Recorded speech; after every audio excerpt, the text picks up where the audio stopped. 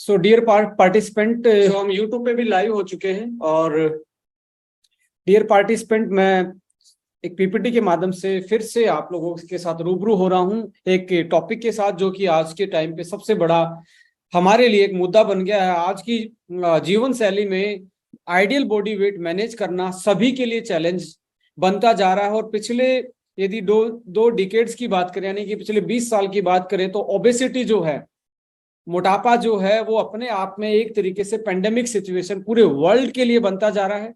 और आज की नई जनरेशन के लिए, बच्चे से लेके आज अडल्टहुड तक की हम बात करें तो कहीं ना कहीं ओवरवेट, ओबेसिटी, डायबिटीज एंड बहुत सारी फैटी लीवर ऐसी बीमारियां डे बाय डे जो मेटाबॉलिक चीजों से कोरिलेट करती हैं, वो बढ़ती जा रही हैं। सो आइए आज जानते हैं कि वेट मैनेजमेंट हम कैसे कर सकते हैं और कैसे अपनी बॉडी को एक्टिव रख सकते हैं और कैसे आइडियल वेट में, आइडियल शेप में रख सकते हैं। So once again I like to welcome all of you, जितने भी पार्टिसिपेंट मुझे सुन रहे हैं। सो फैक्ट्स की बात करेंगे। देखिए, यदि आज के टाइम के डाटा की बात करें तो 4 मिलियन, लगभग 4 मिलियन जो मौतें हैं वो ओवर वेट या ओबेसिटी के कारण होती हैं। और यदि 1975 से आज तक की हम बात करें तो लगभग, आज हम बात करें कि 40 या 50 ईयर्स में लगभग एक तरीके से जो ओबेसिटी के केसेस हैं वो लगभग 3 गुना हो चुके हैं, यानी कि ट्रिपल हो चुके हैं। ट्रिपल का मतलब है पहले 10 में से जैसे एक था, तो आज 10 में से 3 लोग ओबेसिटी का शिकार हो गए हैं। सो 1 बिलियन अडल्ट्स, 1.9 बिलियंस की बात हो रही है यार। ओवरवेटेड 38% जनसंख्या ओवरवेटेड है। और जिसमें से ओबेज यानी कि ओवरवेट के बाद ओबेसिटी, मोटापा जिसको कहते हैं, लगभग 13% जनसंख्या को ये अपनी चपेट में ले चुका है। और 39 मिलियन अंडर 5 ईयर ओवरवेटेड, यानी कि आज सबसे बड़ी विडंबना यह है कि हमारी जो जनरेशन है, जो हमारे बच्चे हैं, वो भी इसका शिकार होते जा रहे हैं। इवन जिनकी एज अभी तक 5 साल भी नहीं, यानी कि बिलो 5 ईयर, वो भी 39 मिलियन चिल्ड्रन जो हैं वो ओवरवेटेड हैं। यानी कि दूसरे फैक्ट्स पे बात करें तो 340 मिलियन 5 से 19 साल की के बीच की जिनकी एज है वो ओबेज है, 340 million. And cases of overweight children increase, यानी कि जो बच्चों में मोटापे की जो केसेस हैं 1975 से 2016 तक यदि उसकी परसेंटेज देखी जाए, 4% मोटापा था बच्चों में, आज ये 18% 2016 तक हो चुका था। 2016 के बाद की अभी डाटा की बात करेंगे तो लगभग ये 22% के आसपास दिख रहा है। यानी कि हर 10 में से, मानो कि हर 10 में से 2 से 3 बच्चे हमारे मोटापे की तरफ जा रहे हैं, यानी कि ओबेज होते जा रहे हैं। और आप देख लीजिए, जब स्कूल की बस जाती है तो आप जब स्कूल में बस में बच्चे चढ़ते हैं तो बहुत सारे बच्चे, जितना भारी बैग है इतना ही भारी शरीर होता जा रहा है। एक हमारे टाइम में इतना भारी बैग नहीं था और हमारा शरीर भी स्लिम होता था, यानी कि पहले के। और इसमें और भी डिफरेंशिएट आपको करना है ना, तो आप एक काम कीजिए, आपने मैं पेरेंट्स को बोल रहा हूँ, आज अपने बच्चे की आप जो पहली क्लास, दूसरी क्लास, तीसरी क्लास, चौथी क्लास के जो एनुअल फंक्शन की और एक क्लास की ग्रुप फोटो है, एक अपनी एनुअल फंक्शन की क्लास की ग्रुप फोटो आप मैच करके देखेंगे तो आपकी जो जॉ लाइन है, आपका जो फेस है और आज के बच्चों का जो फेस है, वो अपने आप में इशारा करेगा कि आज के बच्चों में भी मोटापा बहुत जोर से, बहुत तेजी से बढ़ता जा रहा है, जो कि एक बहुत बड़ी चिंता का विषय बनेगा आने वाले टाइम में। क्योंकि आज अकेला इंसान से कंपटीशन नहीं करना, आने वाले टाइम में आर्टिफिशियल इंटेलिजेंस से इंसानों का मुकाबला है। अभी ये नहीं है कि पहले होता था कि एक क्लास में ये बच्चे इंटेलिजेंट हैं, ये नॉर्मल हैं, ये बिना पढ़ने वाले हैं, ये शरारती हैं।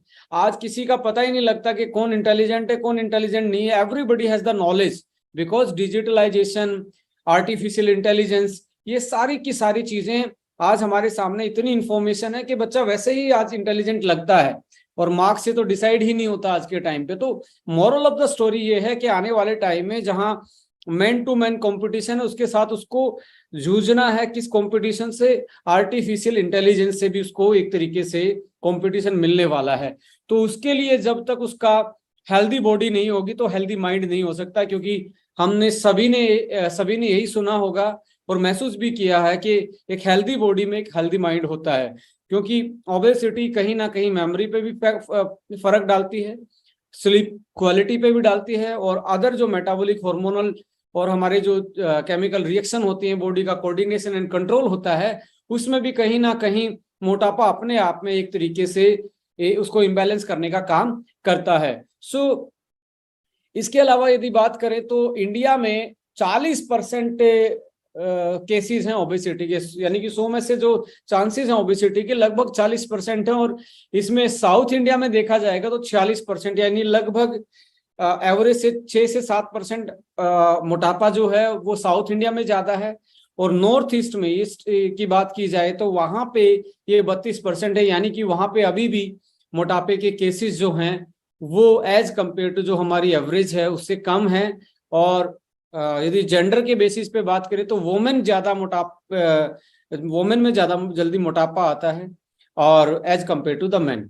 और यदि हम एरिया वाइज भी बात करें तो अर्बन में ये 44% है और रूरल में ये 38% है। सो मोरल ऑफ स्टोरी की बात करें तो कहीं ना कहीं गांव तक भी मोटापा आजकल पहुंच चुका है, बट थोड़े शहरों में इसकी जो परसेंटेज है वो थोड़ी ज्यादा है।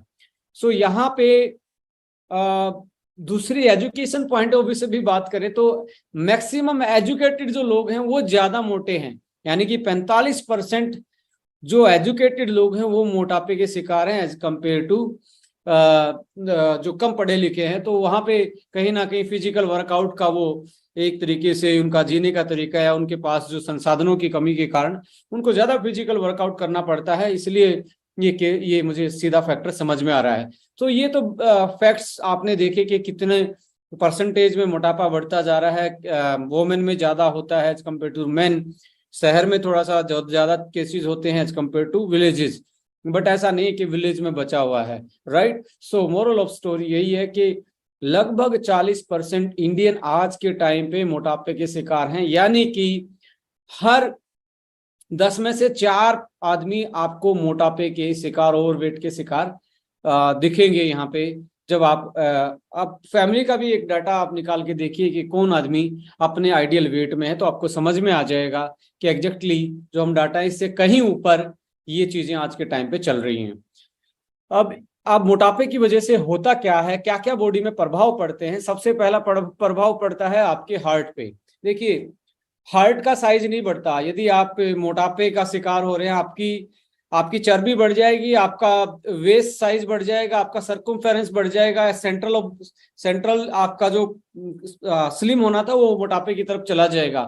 तो यहाँ पे होता क्या है कि हार्ट उतना ही साइज का होता है। सपोज करो आप जब 70 केजी के हो और आप अपना वेट बढ़ा के 120 केजी लेके चले जाओ, तो आपके हार्ट का साइज नहीं बढ़ने वाला कि आपका 120 केजी हुआ तो आपका हार्ट भी बढ़ जाएगा साथ में, नो, वो छोटा है। उसको पूरी बॉडी में खून पहुंचाने के लिए एक्स्ट्रा प्रेशर लगाना पड़ेगा, क्योंकि मोटापे में जब आप नलियां तो सिकुड़ जाती हैं और एरिया बढ़ जाता है, तो हार्ट को ज्यादा काम करना पड़ता है, जिसकी वजह से धीरे धीरे उस पर प्रेशर पड़ता है, और प्रेशर पड़ते धीरे धीरे हार्ट की मसल वीक होना या ब्लॉकेज बढ़ना due to high cholesterol deposition, stress की वजह से आपकी इन्फ्लामेटरी जो फैट होती है उसकी वजह से, तो हार्ट पे सबसे ज्यादा इफेक्ट पड़ता है। उसके बाद आता है हार्ट के साथ साथ हाइपरटेंशन, बीपी की प्रॉब्लम रहना स्टार्ट हो जाएगी। मस्कुलर स्केलेटन डिसऑर्डर यानी कि ज्वाइंट की प्रॉब्लम, कमर में दर्द रहना, और देखा जाए तो एक तरीके से उठने बैठने में दिक्कत, और एक स्केलेटन पे बहुत प्रेशर पड़ता है, आपके जॉइंट्स पे बहुत प्रेशर पड़ता है। तो ऐसे लोगों में अक्सर, क्योंकि इनको सोसाइटी में इतनी वो प्रेफरेंस नहीं मिलती, इतनी वो जगह नहीं मिलती, सो ये सेल्फ कॉन्शियस ज्यादा हो जाते हैं। तो यहाँ पे देखा गया है मोटापे के केस में स्ट्रेस और एंजाइटी भी आपको ज्यादा देखने को मिलती है। सो धीरे धीरे करके मोटापा हार्ट पे प्रेशर डालता है, और धीरे धीरे जो मेटाबॉलिक डिसऑर्डर हैं वो पैदा होना स्टार्ट हो जाते हैं। तो देखेंगे पहले आदमी मोटापे के बाद जाता है प्री डायबिटीज में, और वो कन्वर्ट हो जाता है। आज के टाइम पे देख रहे हैं बहुत सारे केसेस डायबिटीज के आ रहे हैं। तो डायबिटीज मोटापे की वजह से ही, कैंसर के होने के चांसेस मोटापे की वजह से, बिहेवियरल चेंजेस, यानी कि मूड स्विंग भी ऐसे लोगों में, क्योंकि इनका हार्मोन जो होता है और इनका डाइजेस्टिव ट्रैक्ट जो होता है, एसिडिटी बनना, डाइजेशन अच्छे से ना होना, हाइपरटेंशन में चले जाना, स्ट्रेस में चले जाना, तो इनके बिहेवियर में बहुत सारे चेंजेस आते हैं। इवन बहुत सारे केसेस में इनफर्टिलिटी, स्पेशली वुमेन में कंसीव करने में प्रॉब्लम, पीरियड साइकिल का इरेगुलर हो जाना, हार्मोन का अनबैलेंस हो जाना, ये केसेस, एक्स्ट्रा एक तरीके से हेयर का ग्रोथ होना, जो फेशियल हेयर आते हैं वुमेन्स में, तो ये सारे के सारे ओबेसिटी इनमें एक बहुत बड़ा रोल प्ले करती है। ये तो मैंने कुछ साइड इफेक्ट मोटापे के बताए, बहुत सारी चीजें हैं जो मोटापे की वजह से हमारी जीवन शैली को प्रभावित करती हैं। तो यहाँ पे जब हम fat cell versus muscle cells की बात करते हैं तो आपको समझना पड़ेगा एग्जैक्टली मोटापा हमें तंग क्यों करता है। देखिए, हमारी बॉडी में एक मसल सेल है, एक फैट सेल है। अब सपोज करो 1 किलो फैट को तोलोगे और 1 किलो आप मसल को तोलोगे, यानी कि दोनों का वेट करोगे, दो तराजू में डाल के, एक साइड 1 किलो फैट रखोगे, एक साइड 1 किलो मसल रखोगे, तो आप देखेंगे फैट ज्यादा साइज घेरती है। फैट को 1 केजी में 1 केजी फैट ज्यादा साइज घेर लेगी as compare to muscle. Muscle थोड़े साइज में दिखेगी, यानी कि उसमें सॉलिड वेट होता है, ये एक स्टोरेज हाउस होता है, यानी कि फैलाव ज्यादा होता है और इसमें वेट कम होता है as compare to the muscle. और फैट सेल को हम एडिपोज सेल बोलते हैं, और ये एडिपोज टिश्यू में जमा होके एक तरीके से स्टोरेज का काम करती है। इसका स्टोरेज के अलावा ये कोई मेटाबॉलिक एक्टिविटी इसमें नहीं होती। इसका मतलब क्या है कि ये हमारी बॉडी में एक तरीके से स्टोरेज हाउस है, बोझा है हमारे लिए, P2 है, एज कंपेयर टू जहां मसल्स की बात आती है, मसल सेल में वो सारी एक्टिविटी होती है, वो बॉडी का एक छोटा सा इंजन है, यानी कि वो तो इंजन का काम कर रहा है और ये बोझे का काम कर रहा है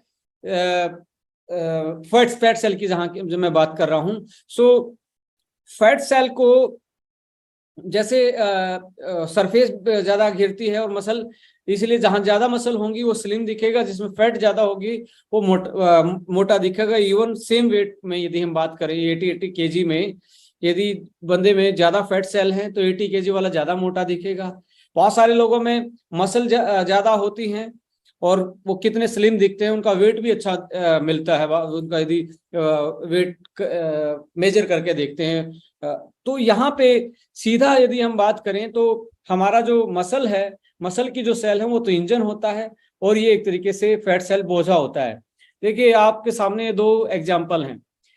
यदि आप 1970 के दशक के आसपास की, 80 के दशक, 90 के दशक की बात करेंगे तो हमारी बॉडी लूना जैसी थी, यानी कि पतली दिखती थी, स्लिम होते थे, और जो हमारा इंजन था वो बहुत स्ट्रॉन्ग था, यानी कि मसल ज्यादा थी, बुलेट वाला तो इंजन था और बॉडी क्या थी, लूना वाली बॉडी थी। आज इसका उल्टा हो गया है, बॉडी तो हमारी बुलेट जैसी है, इंजन लूना वाला हो गया है। तो आज हम टेढ़े मेढ़े चल रहे हैं, आज हमें ज्यादा सांस चढ़ जाता है, जीने में चढ़ते टाइम, सीढ़ियां चढ़ते टाइम थोड़ा सा चलते ही हाफने लग जाते हैं, बिकॉज छोटा इंजन है, बोझा ज्यादा है, यानी कि बॉडी साइज ज्यादा है और फैट सेल का के कारण, और मसल कम होने, इंजन छोटा है।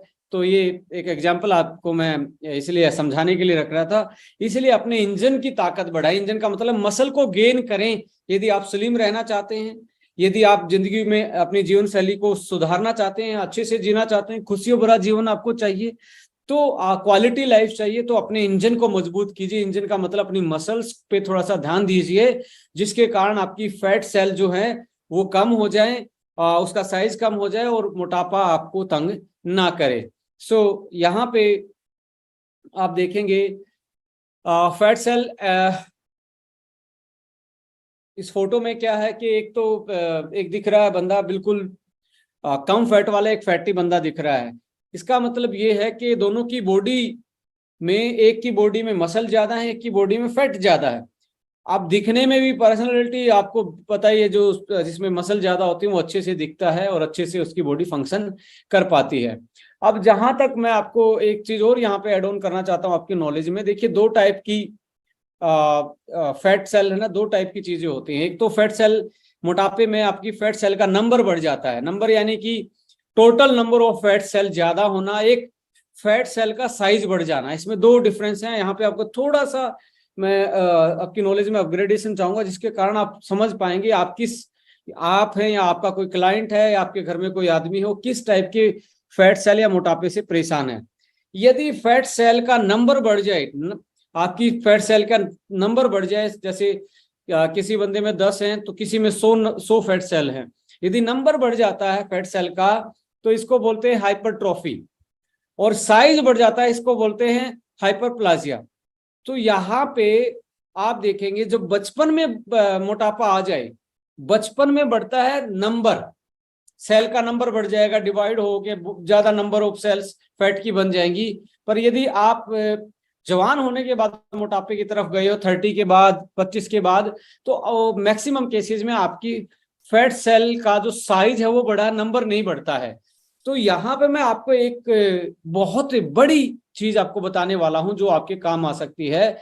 वो है कि जो बच्चे होते हैं, यदि वो मोटापे के शिकार हो जाएं, आपका बच्चा यदि ओवरवेट की तरफ जा रहा, तो आपको अलर्ट होने की बहुत ज्यादा जरूरत है, बहुत से बहुत ज्यादा जरूरत। मतलब इतना इंपॉर्टेंट उसके लिए पढ़ाई नहीं होगी जितना इंपॉर्टेंट ये मैं बात बोल रहा हूँ आज के टाइम पे। ये बात मैं बोल रहा हूँ एक अच्छी खासी तालीम और पढ़ने के बाद, हासिल करने के बाद, कि यदि बचपन में मोटापा हो गया ना तो फैट सेल का नंबर बहुत बढ़ जाएगा, और नंबर बढ़ गया ना वो कम नहीं होगा माय डियर फ्रेंड, नंबर कम नहीं होगा। तो बचपन की जो मोटापा है ना वो कभी भी जिंदगी भर बंदा कोशिश कर लेगा, उसके लिए अपने आप में स्लिम होना एक बहुत बड़ा चैलेंज हो जाएगा। जो अडल्टहुड में ओबेसिटी आती है उसको मेंटेन करना बहुत आसान है। रीजन क्या है?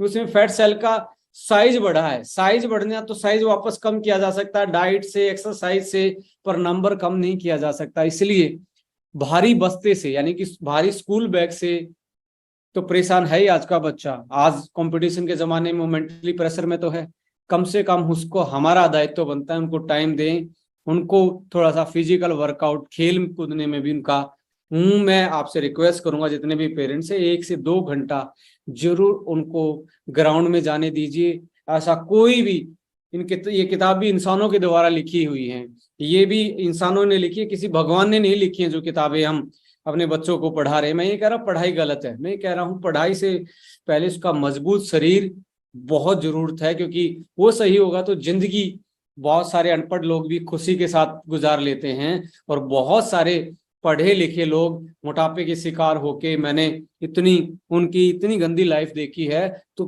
कृपा करके यहाँ पे मैं रिक्वेस्ट करूंगा कि आप अपने बच्चे का जरूर ध्यान रखें कि वो मोटापे की तरफ तो नहीं जा रहा है।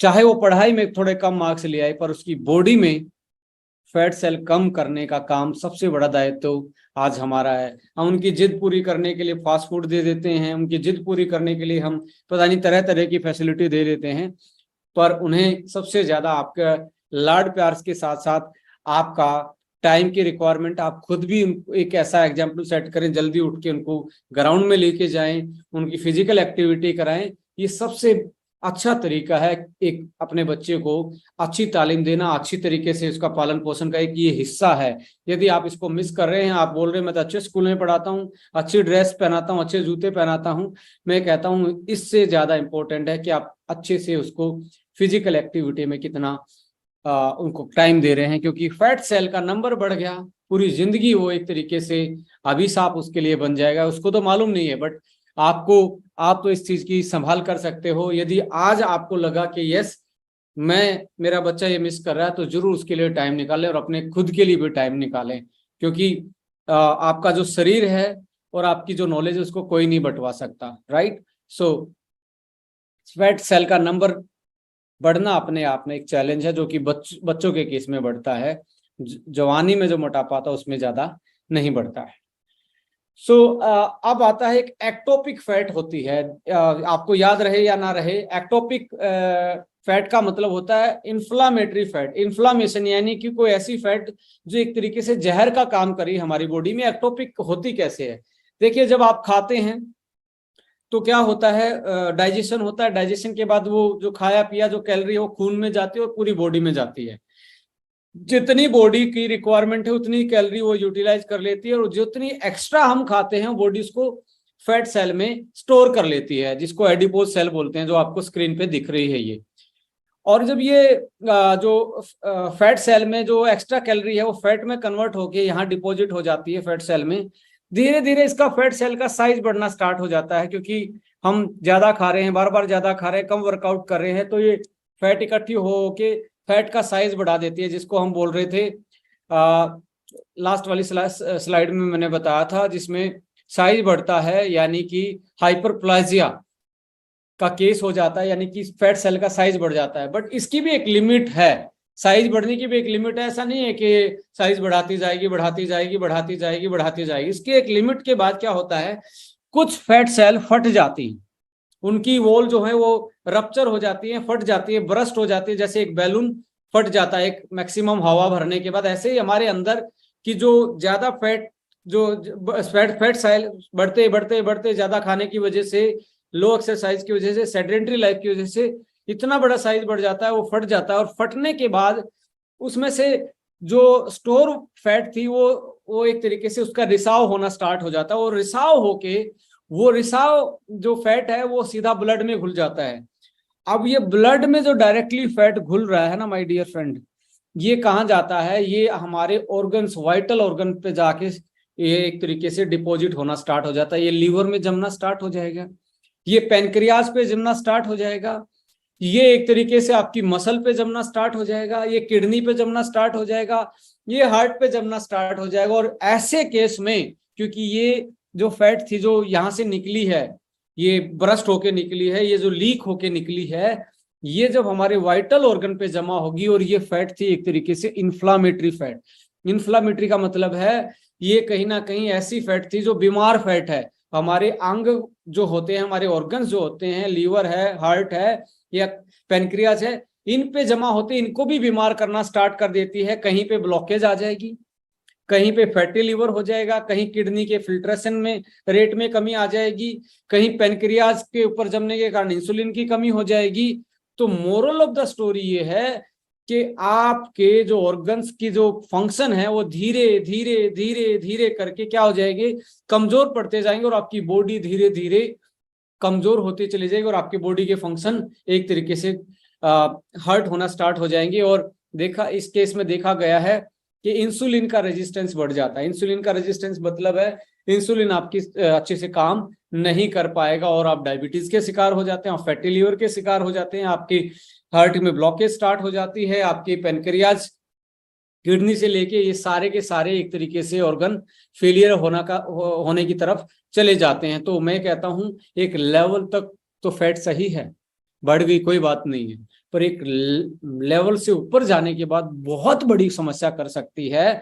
मैं कहता हूं कि एक्टोपिक फैट हमारे लिए एक साइलेंट किलर है, जो पता ही नहीं लग रहा, वो सोच रहा है कि मोटा ही हूं तो यार, मोटा है तो क्या हुआ, मैं तो अच्छा खाना खाता हूँ। अच्छा खाना खा रहे हैं पर पॉजिटिव कैलोरी बैलेंस में जा रहे हैं, एक्स्ट्रा कैलोरी आपकी स्टोर हो के एक दिन वो फट जाएगी, सेल फैट फटेगी तो उससे जो रिसाव होके फैट बाहर निकलेगा वो खून में जाएगा, खून के बाद लिवर में, लिवर के बाद हार्ट पे, किडनी पे, पेनक्रियाज पे, इन सारे ऑर्गन्स को ये डैमेज करना स्टार्ट कर देगा। क्योंकि ये एक तरीके से लड़ाकू फैट है, एक तरीके से आतंकवादी वाला फैट है, ये चुप रहने वाला नहीं है, ये उनको भी खराब कर देगा जाके, क्योंकि ये इन्फ्लामेटरी फैट है, इसको एक्टोपिक फैट बोलते हैं। यही कारण है आज सबसे ज्यादा बीमारियों का, मोटापे में एक्टोपिक फैट ही आपको सबसे ज्यादा दिक्कत करती है। मोटे आदमियों में बीमारी का कारण यही बनती है, आपकी जो फैट सेल है फट जाती हैं, आपको पता ही नहीं लगता कौन सी फैट सेल फटी है, उसका कोई दर्द भी नहीं होता, क्योंकि यहाँ पे कोई ऐसा ये हमारी एक्टिव सेल तो है नहीं, स्टोरेज हाउस है, ये फटती रहती हैं बड़े साइज होने की वजह से। इसलिए थोड़ा सा ध्यान रखें कि आप एक्स्ट्रा ओबेसिटी की तरफ ना जाएं, यदि गए भी है तो धीरे धीरे धीरे करके एक लाइफ में एक दोबारा से अपनी जिंदगी में आप दोबारा से इसको रिवर्स कर सकते हैं, अपने आप को सही कर सकते हैं, और आने वाली बीमारियों से बच सकते हैं। कौन सी बीमारी करती है एक्टोपिक फैट?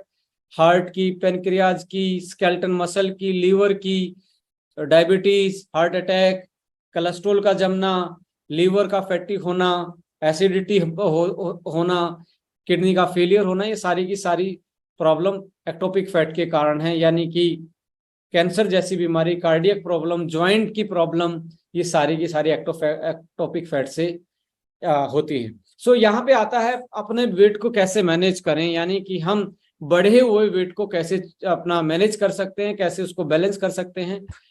देखिए, एक जनरल सा इंडिकेटर होता है आपकी बॉडी में, आपकी बॉडी का वेट सही है या गलत है। इसको बोलते हैं बीएमआई, यानी कि बॉडी मास इंडेक्स। और इसको निकालने का सही तरीका क्या है, आपका जो वेट है किलोग्राम में लें, और आपकी हाइट जो है मीटर्स में, जैसे 6 फुट की जो हाइट होती है वो 1.8 मीटर होती है, तो अपनी हाइट को मीटर में कन्वर्ट करें। मीटर में कन्वर्ट करके जितना हाइट की वैल्यू है, जैसे मेरा 176 मेरी हाइट है, 176 से 177, मैं 176 इंटू 176 करूंगा तो जो भी संख्या आएगी, और जो मेरा वेट है, जैसे आज मेरा वेट है 76 kg, मैं डिवाइड करूंगा तो मेरा बीएमआई निकल के आ जाएगा। मैं भी इसमें इस बीएमआई में एक बड़ा चीज, एक एक्सेप्शनल केस है, ये स्पोर्ट्समैन पे लागू नहीं होती। जैसे कुछ रेसलर होते हैं, उनमें मसल मास बहुत ज्यादा होता है, 100 kg के होते हैं, बट वो बीएमआई के केस में नहीं आते हैं, बट जनरल लोगों के लिए है। यदि आपका 20 संख्या आती है, 20 से नीचे आती है तो आप अंडर वेट हैं, 20 से 25 में आती है तो आप हेल्दी वेट में हैं, और आप 25 से 30 में आते हैं तो ओवर वेट में हैं, और 30 से ऊपर संख्या आती है तो ओबेज हैं। और आप धीरे धीरे इसको खुद पे आज एक्सरसाइज करें कि आपका बीएमआई क्या है, और आप देखें यदि 25 से ऊपर जा रहा है तो उसको दोबारा से बैलेंस करने की कोशिश करें। यहाँ पे आता है कि आपके बॉडी वेट को क्या फैक्टर अफेक्ट करते हैं। सबसे पहले आपका डेली रूटीन में जो एक्टिव लाइफस्टाइल है या सेडेंट्री लाइफ है, या आप कितना फिजिकल वर्कआउट करते हैं, या आप ओनली मेंटली वर्कआउट करते हैं, यानी कि कोई पढ़ने का, ऑफिस में बैठ के काम करना, या ये कर रहे हैं, या ओनली घर का काम कर रहे हैं जिसमें आपका एक्टिविटी कम है, तो कहीं ना कहीं वो भी आपको एक तरीके से मोटापे की तरफ लेके जाता है। डाइट में 3 चीजें मैं मानता हूं, किस टाइप की खा रहे हो, किस टाइम पे खा रहे हो, और उसकी क्वांटिटी क्या है। कुछ लोग कहते हैं जी मैं तो बहुत कम खाता हूँ। बहुत कम खाने का मतलब है क्या, किस टाइम खा रहे हो ये भी इंपॉर्टेंट है। आप बहुत कम खा रहा है, कोई रात को 12 बजे खा रहा है तो मेटाबॉलिक डिसऑर्डर तो आएंगे ही। किस टाइप की खा रहे हो, यदि वो न्यूट्रिशनली बैलेंस्ड नहीं है, कि आप बैलेंस डाइट नहीं ले रहे, आपकी बॉडी में कुछ ना कुछ डेफिशिएंसी होगी, डेफिशिएंसी डिजीज में कन्वर्ट होगी, डिजीज अल्टीमेटली आपकी बॉडी को एक तरीके से तंग करेगी, कोई ना कोई सिम्टम्स निकल के आएगा। और क्वांटिटी कितनी खा रहे हो, जैसे सेहत के लिए फल खाना, फ्रूट्स खाना, वेजिटेबल खाना बहुत अच्छा है। ये बोला जाता है कि एक एप्पल खाओगे तो डॉक्टर के पास जाने की जरूरत नहीं, पर एक एक एप्पल की बोली गई है, 10 एप्पल नहीं खा सकते, क्योंकि 10 खाने के बाद जो आपका एक्स्ट्रा कैलोरी है फिर से वो फैट में कन्वर्ट हो जाएगा। क्वांटिटी, टाइम और टाइप, ये डाइट में बहुत बड़ा एक तरीके से आपको देखना पड़ेगा कि किस टाइप का खा रहे हो, किस टाइम खा रहे हो, और क्वांटिटी क्या खा रहे हो। ये तीनों के तीनों फैक्टर। टाइम सबसे इंपॉर्टेंट है, मैं बोलना चाहता हूँ। यदि आप स्लिम होना चाहते हैं तो रात का जो खाना है वो 7 बजे के बाद या 8 बजे के बाद मत खाइए। मैं तो ये कहता हूँ 6 बजे ही खा लीजिए। 6 बजे खाने के बाद यदि आप अगले दिन सुबह ब्रेकफास्ट यदि 10 बजे करते हैं, 16 घंटे का गैप लेके करते हैं, तो आपको कोई भी डाइट आप खा रहे हैं तो आप इजीली अपना वेट कंट्रोल कर सकते हैं आने वाले 2 से 4-6 महीने में। ब्रेकफास्ट और डिनर के बीच का जो टाइम है वो बड़ा मैटर करेगा आपका, कि आप वेट कितना मैनेज कर पाएंगे, आप कितने स्लिम रह पाएंगे, कितने फिट रह पाएंगे, राइट। इसमें 14 से 16 घंटे का जरूर से जरूर अपने टाइम का गैप रखा करो डिनर से ब्रेकफास्ट। और क्वांटिटी एक टाइम पे ज्यादा नहीं खाना होता आपको, एक टाइम पे पोर्शन साइज इंपॉर्टेंट है, कि आप कुछ भी खा रहे हैं थोड़ा उसका पोर्शन साइज, क्वांटिटी उसकी कम कर दीजिए। टाइप हमेशा रखिए, जो ट्रेडिशनल फूड है आपके यहाँ, जो सदियों से अपने बुजुर्गों ने खाया है, फ्रेश होना चाहिए, नेचुरल होना चाहिए, और उसकी प्रोसेसिंग बहुत कम होनी चाहिए। फ्रेश, नेचुरल और अनप्रोसेस्ड, मैं बोलता हूँ ये बेस्ट टाइप होती है कोई भी डाइट में। एज के साथ भी आपका बीएमआई डिक्रीज होता है। With in increase the age BMI decrease and number of body cell decrease. आपकी जो बॉडी सेल हैं वो विद द एज कम हो जाएंगी। जैसे 40 साल की एज में आपकी मसल सेल हैं वो कम हो जाएंगी और फैट बढ़ने के चांसेस ज्यादा हो जाएंगे।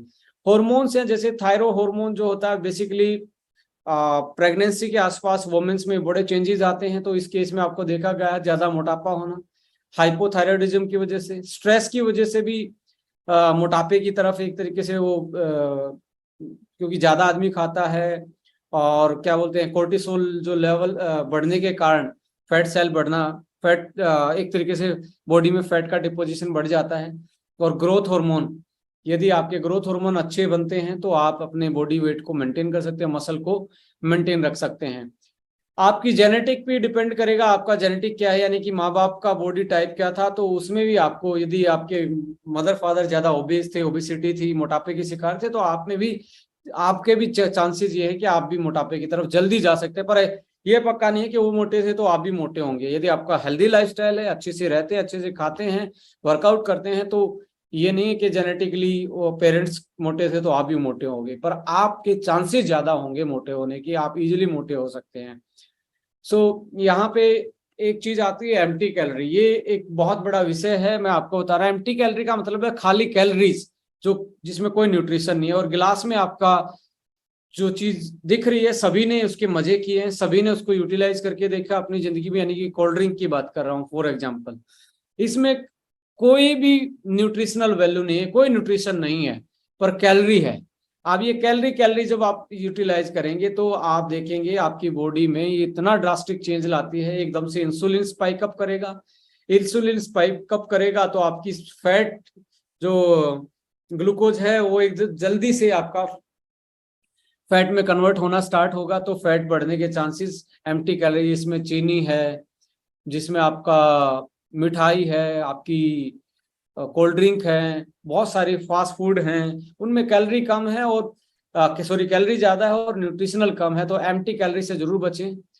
एनर्जी डेंस फूड, जैसे आपके फास्ट फूड आपको इस पे दिख ही रहे हैं, ये एनर्जी डेंस फूड होते हैं और एक तरीके से लो इन न्यूट्रिशन होते हैं, न्यूट्रिशनल वैल्यू कम है, एनर्जी ज्यादा है, ये भी आपके लिए एक तरीके से बहुत प्रॉब्लमेटिक हो सकते हैं।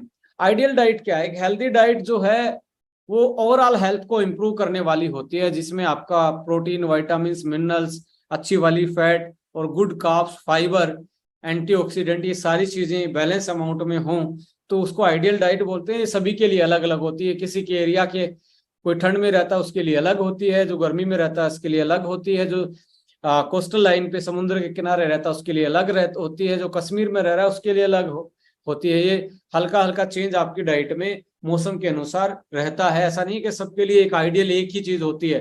कुछ लोग आजकल फेसबुक के माध्यम से, इंस्टाग्राम के माध्यम से फॉलो करने की कोशिश करते हैं। यदि कोई साउथ इंडियन की डाइट है तो वो नॉर्थ इंडियन के लिए इतनी अच्छी नहीं है, उसकी इम्यूनिटी के लिए इतनी अच्छी नहीं है, उसकी जेनेटिक हेल्थ के लिए इतनी अच्छी नहीं है।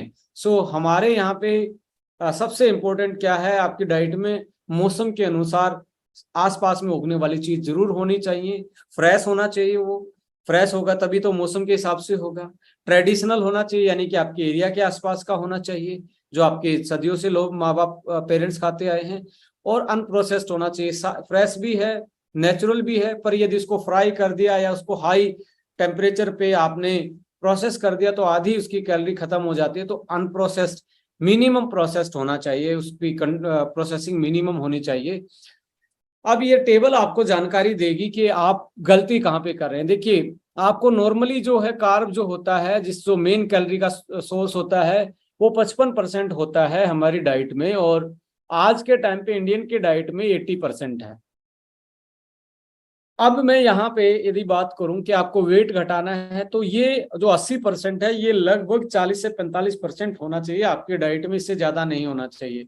यानी कि 55% था पर 80% हिस्सा यही रह गया, यानी कि किसी का तो हिस्सा खाया होगा, इसने अपना हिस्सा बढ़ाया, तो ये 80% पे गया है 55 से, तो इसका मतलब ये है 25% हिस्सा जो है वो किसी ना किसी का इसने एक तरीके से ऑक्यूपाई किया है।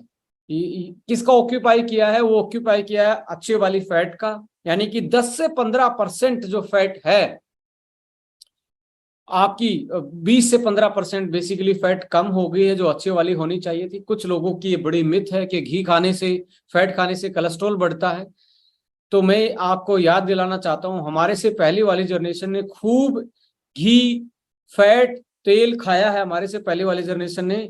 उनके टाइम पे हार्ट अटैक और आज के टाइम पे हार्ट अटैक देखेंगे तो 10 गुना ज्यादा आज के टाइम पे हैं। जो लोग कम फैट खा रहे हैं उसमें ज्यादा हार्ट अटैक होने के चांसेस हैं। ये मिथ है, इसको छोड़ दीजिए, क्योंकि फैट से ही आपको vitamin A, vitamin D, vitamin के, विटामिन ई आपको मिलेगी और बहुत सारे एंटीऑक्सीडेंट मिलते हैं। और फैट से ही आपको अच्छे वाली फैट जो आपके ब्रेन के लिए, आपके हार्ट के लिए, आपके हार्मोन के लिए वो चाहिए थी, आपकी स्किन के लिए चाहिए थी, आपकी आंखों की रोशनी के लिए चाहिए थी, वो आप ले ही नहीं रहे हैं। तो इस ऐसा मत कीजिए, आप अच्छी वाली फैट जरूर खाइए, कार्ब को थोड़ा सा कट कीजिए, थोड़ा सा प्रोटीन बढ़ा दीजिए जो कि आपकी डाइट में आज कम हो गया है।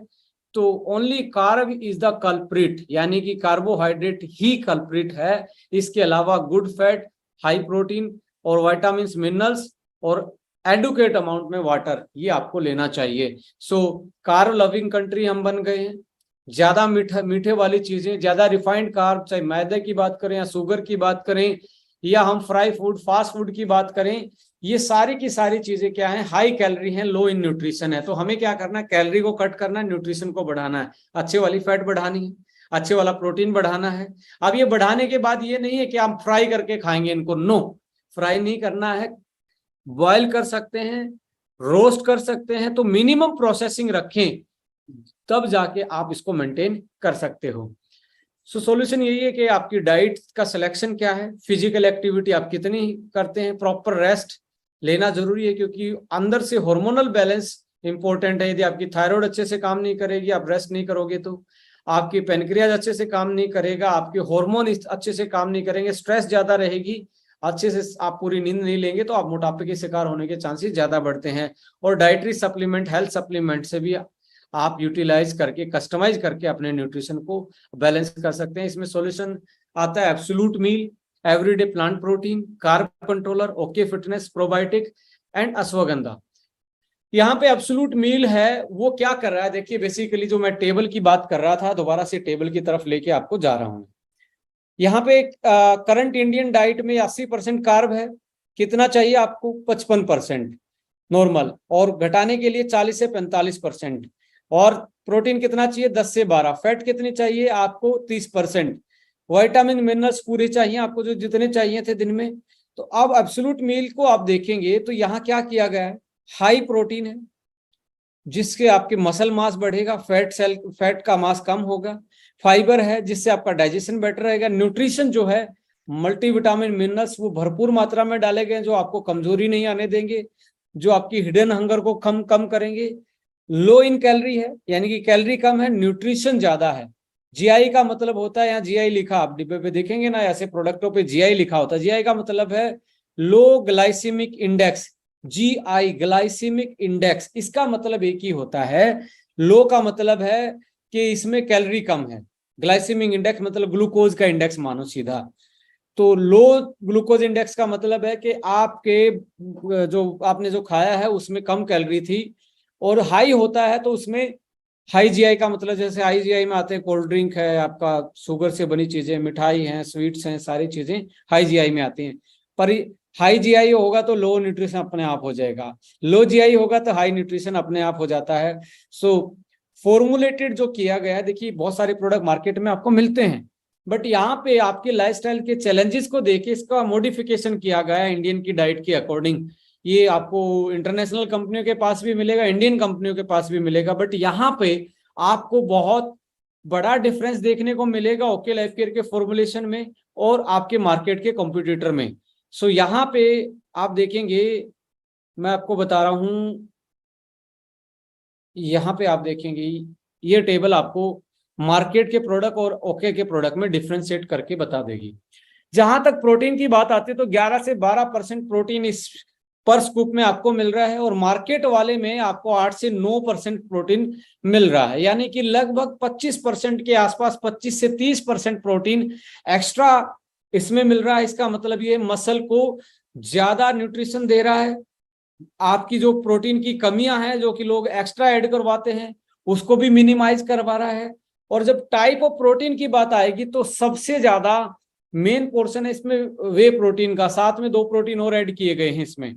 पर मार्केट में जाएंगे तो सोया प्रोटीन होता है और उसके साथ एक आधा कोई राइस का प्रोटीन या कुछ ऐसा डाल देते हैं।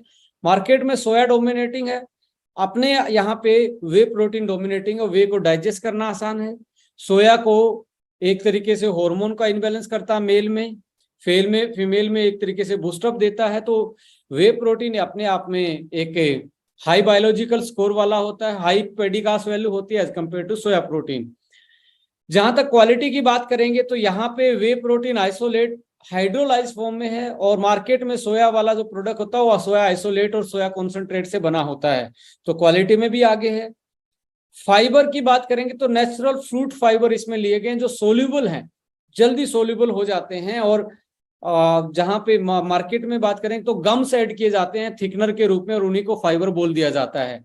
तो वो थिक थिक तो लगेंगे, पर वो गम्स की वजह से चीप गम आते हैं, और वो आपको ब्लोटिंग करने भी पेट को फुलाने का काम करते हैं, इजीली डाइजेस्टेबल नहीं होते।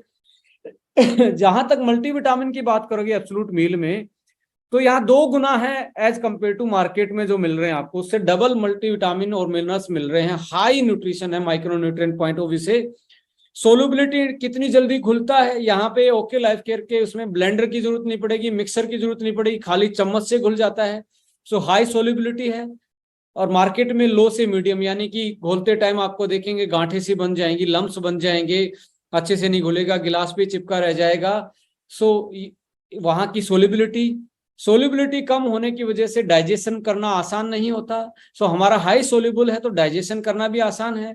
हाई सोल्यूबल किसकी वजह से, एक तो नेचुरल फ्रूट फाइबर डाला गया है, फ्रूट से लिया हुआ फाइबर, यहाँ पे गम्स है इसकी वजह से इजीली से नहीं घुलता, यहाँ फाइबर है किससे, फ्रूट से, इसलिए इजीली घुल जाता है। फ्रूट वाला फाइबर डाइजेस्ट करना आसान है, गम्स को डाइजेस्ट करना मुश्किल है। वे प्रोटीन हाइड्रोलाइज को डाइजेस्ट करना आसान है एज कंपेयर टू आइसोलेट और कॉन्सेंट्रेट सोया को डाइजेस्ट करना मुश्किल है। सो सोल्युबिलिटी और डाइजेस्टिबिलिटी हाई है। साथ में यहाँ पे प्रोबायोटिक्स एक्स्ट्रा मिल रहा है मार्केट में, जो कि बिना प्रोबायोटिक की ये चीजें आपको मिलती हैं। प्रोबायोटिक का फायदा जानते हैं कि जितनी हमारी सेल होती है बॉडी में, उतने उससे डबल से ट्रिपल हमारी बॉडी में बैक्टीरिया होते हैं, और जितने अच्छे वाले हमारी बॉडी में उतनी अच्छी से हमारी जिंदगी, इम्यूनिटी से लेके, डाइजेशन से लेके, डिटॉक्सिफिकेशन से लेके, एक तरीके से हेल्दी लाइफ जिसको बोलते हैं, वो प्रोबायोटिक पे ही डिपेंड करती है। तो डाइजेशन प्रोटीन की वजह से भी अच्छा है, फाइबर की वजह से भी अच्छा है, और प्रोबायोटिक्स की वजह से भी अच्छा। तीन चीजें हैं जो आपको हाई डाइजेस्ट करवाने में, क्योंकि लोग ये प्रोडक्ट तो खिला देते हैं, लोगों को डाइजेस्ट नहीं होता। पहले फैटी लीवर है, एसिडिटी उनको बन रही है, किडनी पे उनके लोड है, ऐसे केसेस में आप ऐसा चीज नहीं रिकमेंड कर सकते जो कि जिसकी डाइजेस्टिबिलिटी कम हो।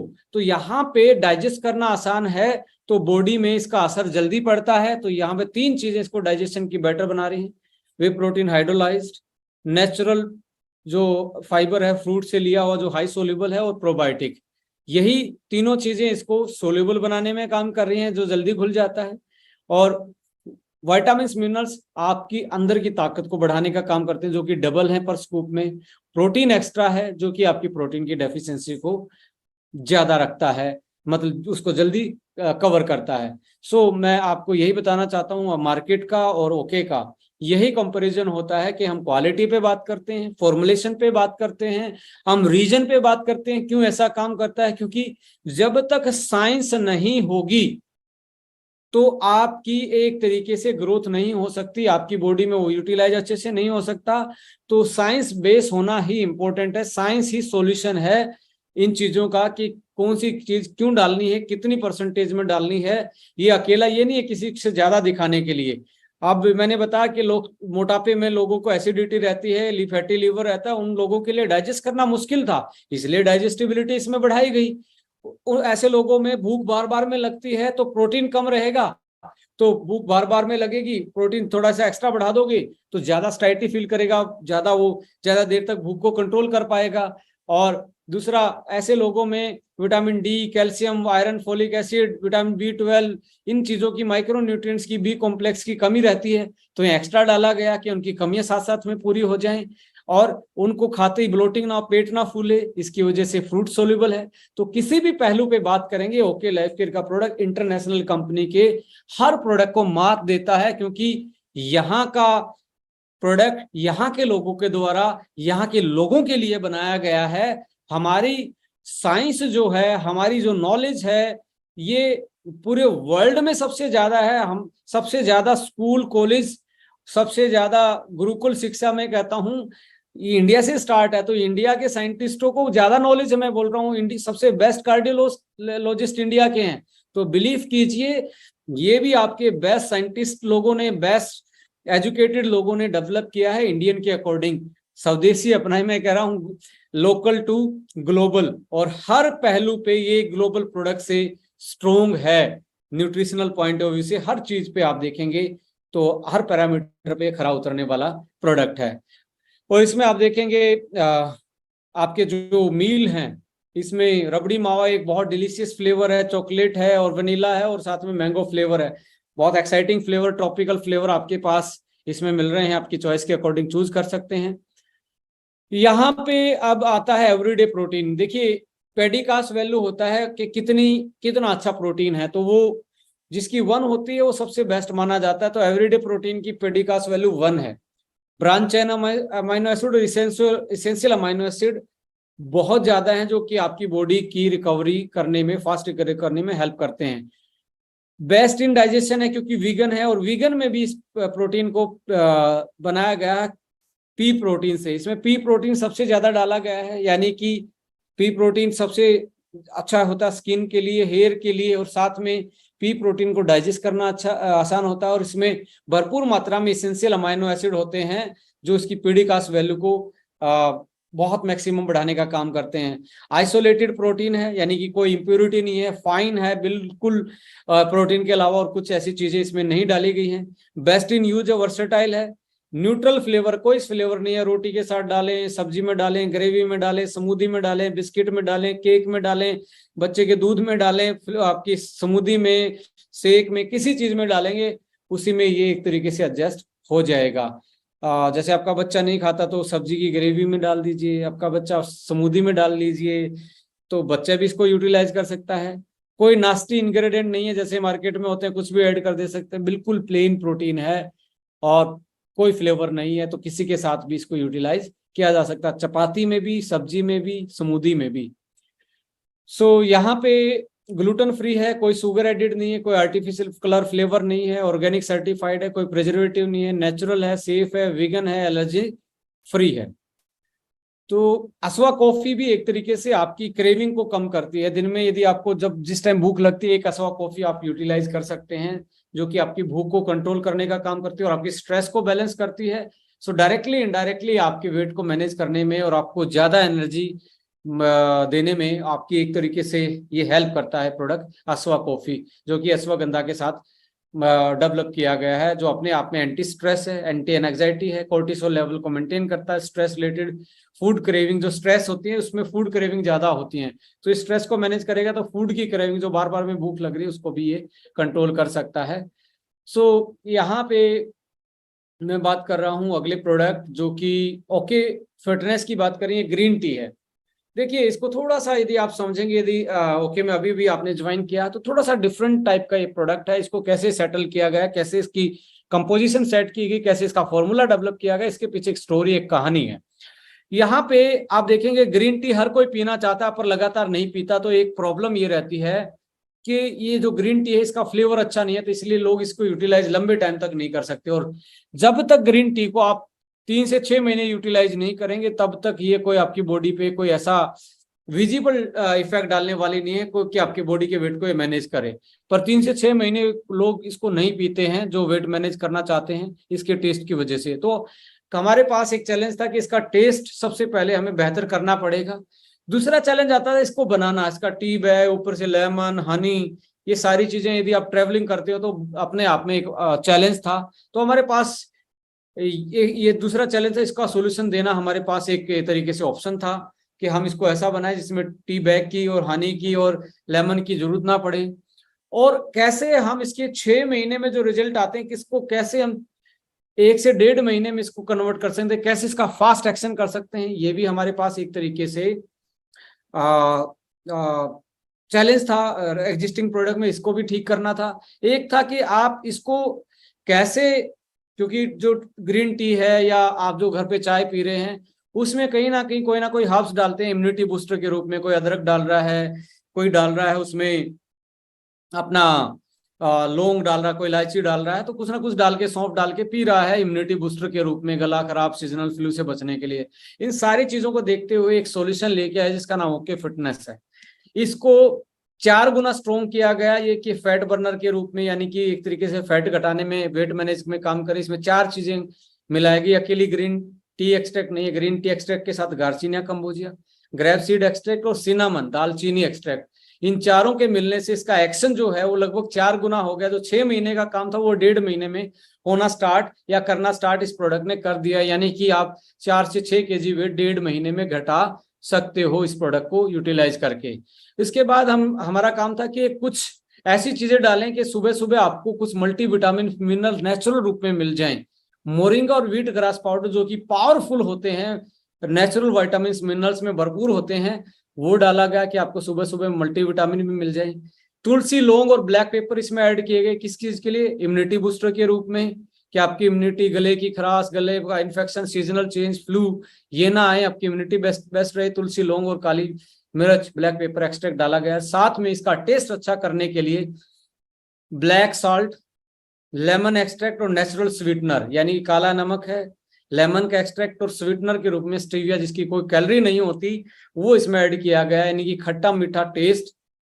ऐसा प्रोडक्ट बनाया गया और इतना अफोर्डेबल है, एक डिब्बे में 60 कप बन जाते हैं और एक डिब्बा 595 का, यानी कि 10 रुपए से भी कम रुपए में एक ये आपका हॉट कप बन जाता है।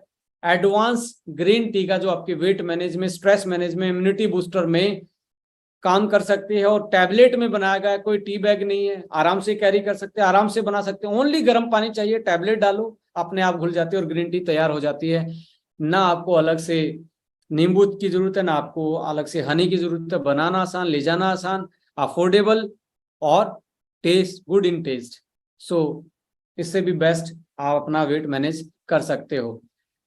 यहाँ था कार्ब कंट्रोलर। ये बेसिकली जो एक्स्ट्रा कैलोरी आप फूड में खा रहे हैं उसको बैलेंस करने का एक बहुत अच्छा तरीका है। तो आपने करना क्या है कि आप कोई भी एक मील, जब आप जो हैवी मील खाते हो उससे आधा घंटे 25 मिनट पहले कार्ब कंट्रोलर एक कैप्सूल यूटिलाइज कीजिए कि आधी कैलोरी आपकी ये कट कर दे और आधी कैलोरी आपकी बॉडी में यूटिलाइज जो एक्स्ट्रा है उसको ये बाईपास करवा दे और उसको कट कर दे कैलोरी को, और न्यूट्रिशन को ज्यादा बॉडी में जाने दे। तो कैलोरी को कट करता है कार्ब कंट्रोलर। ये आप जरूर कोई हैवी मील से पहले जरूर यूटिलाइज करें जब आप वेट मैनेज करते हैं। इसके बाद मैं बात करूं प्रोबायोटिक। देखिए डायरेक्टली ये रिलेशन नहीं रखता वेट मैनेजमेंट से, पर इनडायरेक्टली बहुत बड़ा रखता है, क्योंकि जो पेट का कनेक्शन है सीधा ब्रेन से होता है और ब्रेन सीधा आपकी स्ट्रेस और सारी चीजों को कंट्रोल करता है। जिसका पेट सही रहता है ना उसका मूड भी अच्छा रहता है और स्ट्रेस फ्री रहता है। तो प्रोबायोटिक एक तो आपकी ब्लोटिंग को खत्म करते हैं, डाइजेशन को अच्छा करते हैं, बॉडी को डिटॉक्स करते हैं, हार्मोन को बैलेंस करते हैं और आपको स्टाइटी फील करवाते हैं, यानी कि आपका पेट, आपको बार बार में भूख नहीं लगेगी, तो आपको स्टाइटी फील करवाते हैं। So anti bloating, weight management, immunity booster के रूप में ये काम करते हैं। तो जरूर आप प्रोबायोटिक थेरेपी जरूर यूटिलाइज करें। जब भी आप वेट घटाने की करें तो दिन में 2 बार प्रोबायोटिक जरूर लें, पेट साफ रहे, आपकी इम्यूनिटी सही रहे, स्ट्रेस फ्री रहें और अंदर से आपको एसिडिटी, जलन, अल्सर, जो पेट का बढ़ा हुआ साइज था उसको एक तरीके से काम अंदर से कम करने में प्रोबायोटिक आपकी हेल्प करेंगे। सो मैं ये भी जरूर रिकमेंड करूंगा, मेल हो या फीमेल दोनों हैप्पी लेडी प्रोबायोटिक ले सकते हैं। सो डायबिटीज भी मैनेज करने में प्रोबायोटिक बहुत बड़ा रोल प्ले करते हैं। स्पोर्टी प्रोडक्ट में त्रिफला जूस, एलोवेरा जूस, ले, सिबकथोन, आप इनमें से कोई भी, आंवला जूस भी आप यूटिलाइज कर सकते हैं। तो ये स्पोर्टी प्रोडक्ट हैं कि आप इनको भी दिन में यूटिलाइज करें तो आप और अच्छे से बैलेंस कर सकते हैं अपने न्यूट्रिशन को और अपने वेट को। सो अब डेली रूटीन की यदि हम बात करें तो डेली रूटीन इंपॉर्टेंट है। देखिए कंसिस्टेंसी इज वेरी इंपॉर्टेंट। आप लगभग 90 दिन का चैलेंज तो जरूर लेइए और 90 दिन को डेली का डेली ये काम मैं जरूर करूंगा और डेली 90 दिन, डे फर्स्ट उसको क्रॉस करें, दूसरा दिन को क्रॉस करें, डेली का डेली आपने शेड्यूल अपना बनाना है और हाई कैलोरी के बजाय न्यूट्रिशन पे फोकस करना है। डेली वेट जरूर करें अपना, सुबह उठते ही आपके बेडरूम में वो वेइंग बैलेंस, वो वेट मशीन जरूर होनी चाहिए। एक आपका इंची टेप जरूर होना चाहिए आपकी वेस्ट को मेजरमेंट करने के लिए। वेट एंड वेस्ट दोनों को मेजर करें सुबह उठते ही और लिखना स्टार्ट करें 90 दिन तक। 90 दिन तक लिखना स्टार्ट करें, बहुत बड़ा चेंज आएगा। आज ही डायरी पेन ले लीजिए, अपना वेइंग बैलेंस के सामने वो 1 से 90 दिन वेट एक चार्ट चिपकाइए, वेट और वेस्ट, वेट कितना है वेस्ट कितनी है, 90 दिन तक करके देखिए, एक मिरेकल चेंज आएगा आपकी जिंदगी में, बहुत बड़ा मिरेकल चेंज आएगा। पर ये जब तक नहीं आएगा जब तक एक चार्ट आप अपनी वेट बैलेंस, यदि आपके पास वेट मशीन नहीं है तो अभी गूगल पे लिखें और गूगल पे लिख के आप अपना ऑनलाइन मंगवा लीजिए। तो अपना 90 दिन का चैलेंज लें, वेट एंड वेस्ट मेजरमेंट, सुबह सुबह उठते ही सीधा आपने मेजर करना है और अपने उस पर नोट करना है, पेन से उस चार्ट पे लिखते जाना जो चिपकाया हो वहां पे। शुगर को अवॉइड कीजिए 90 दिन, डेयरी प्रोडक्ट्स को अवॉइड कीजिए और गेहूं से बनी चीजों को भी अवॉइड कीजिए यदि जल्दी वेट और जल्दी स्लिम आपको होना है। और महीने में नहीं, हफ्ते में एक फास्ट जरूर रखें, किसी भी दिन का फास्ट जरूर रखें। ये भी आपको वेट मैनेज करने में, हार्मोन बैलेंस में और आपकी बॉडी को डिटॉक्सिफाई करने में बहुत बड़ा रोल प्ले करेगा। पूरा दिन का नहीं हो तो हाफ डे का करना स्टार्ट कीजिए, अगले हफ्ते फिर फुल डे का करें, ऐसे प्रैक्टिस कर सकते हैं। और आपके डिनर और ब्रेकफास्ट में 16 घंटे का गैप जरूर रखना स्टार्ट करें।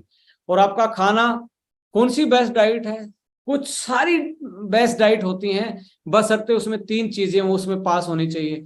वो नेचुरल होना चाहिए, यानी कि उसमें कोई भी प्रोसेस फूड नहीं होना चाहिए, फास्ट फूड नहीं होना चाहिए, पैक्ड नहीं होना चाहिए, नेचुरल होना चाहिए। जैसे फ्रूट वेजिटेबल होते हैं नेचुरल है। फ्रेश होना चाहिए, इसी उसी मौसम का होना चाहिए, जिस मौसम में वो आप हैं उसी मौसम में वो उगा होना चाहिए।